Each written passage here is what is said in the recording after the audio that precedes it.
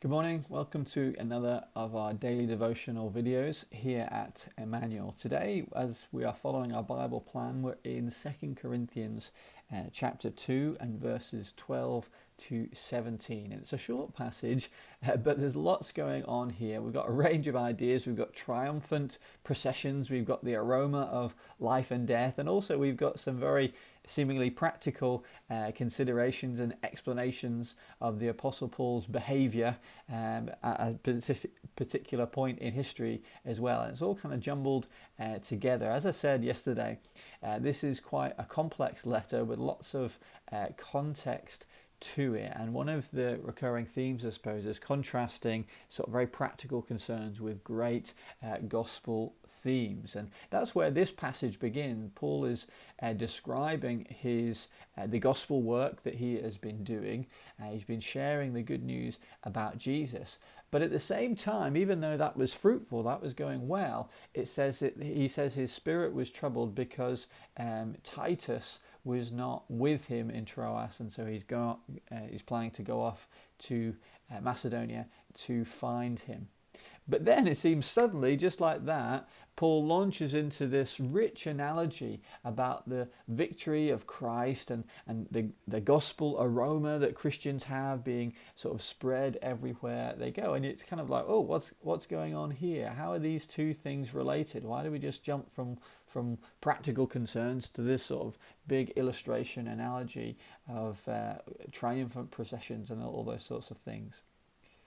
Well, to be honest, lifting our eyes to the great triumphant truths of the gospel amid very practical and real challenges that we might be facing is actually something that the New Testament does time and time again. Even though it seems quite sudden here, this contrasting of the everyday with the wonderful universal truth of Jesus and how those things meet together that's right the way through the New Testament. This is not something that is that different or a surprise.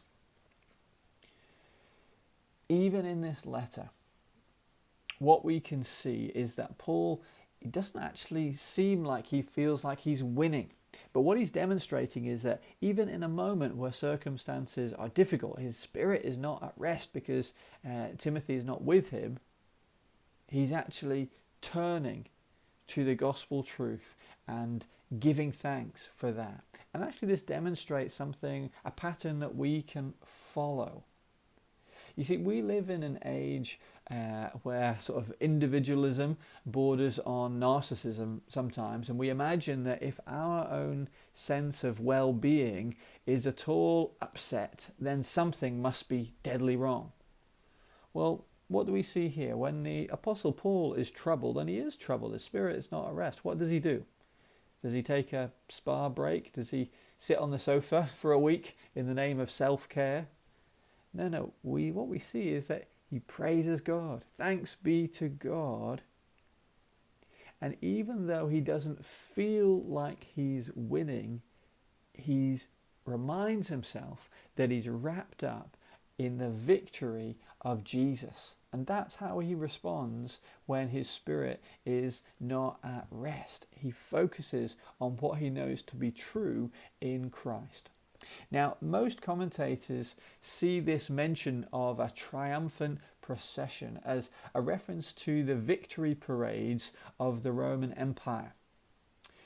After a battle where Rome was successful, they would return to the city and have a parade through where the generals would march at the front and behind them would be the captured enemies in chains coming behind them, and the crowds would gather and to celebrate this great victory. And Paul uses this picture to explain how Jesus is the true and greatest victor of all, because he's won the victory over sin and death. And actually, in this illustration, Christians are like the vanquished enemies. We're actually trailing behind Jesus. But the twist is, instead of being discouraged, we have been captured by Christ. We are the spoils of his victory, but actually we get to enjoy the celebrations as well. We are the joyful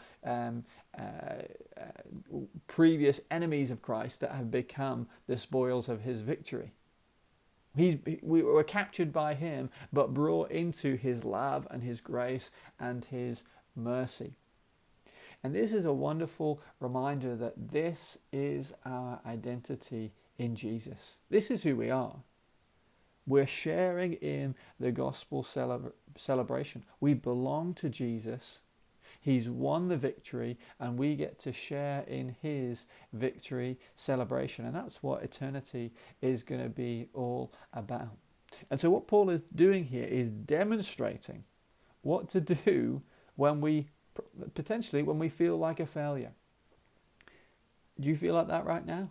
Maybe you feel like however hard you try, you're just not winning in whatever area of life that might be.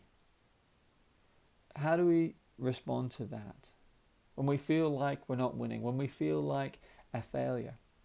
The reality is that's what life is like sometimes. Don't let Instagram tell you that life can be perfect and everyone else is smashing it and you're not. No, that's a lie. That's not true. Life is full of challenges, of anxieties even, of difficult circumstances and times where it doesn't feel like we're winning at all. But what Paul is showing us here is whether we feel like we're winning or not, whether we feel like a failure or not, Jesus is on the throne. He's won the victory, and it is a time to give thanks to God for that. When you can't give thanks for God for your immediate circumstance because it's trying and difficult, give thanks for what Jesus has already done. He's won the victory, and remind yourself that you're not a failure. You're part of Christ's victory. That's where you stand as your faith is in him. Thanks be to God. Can you say that today? Yes, you can. Yes, you can, for what Jesus has done. Let's say that together. Thanks be to God. You're not a failure. You're part of Christ's victory. He wants you to stand in the good of what he has done today. And he wants you to thank Jesus for all that he has done for you, to set you free, and to remind you, no, your victory is in Christ. He's won the victory over sin and death. And that is what life is all about. Let's enjoy him today and stand in the goodness of that right now.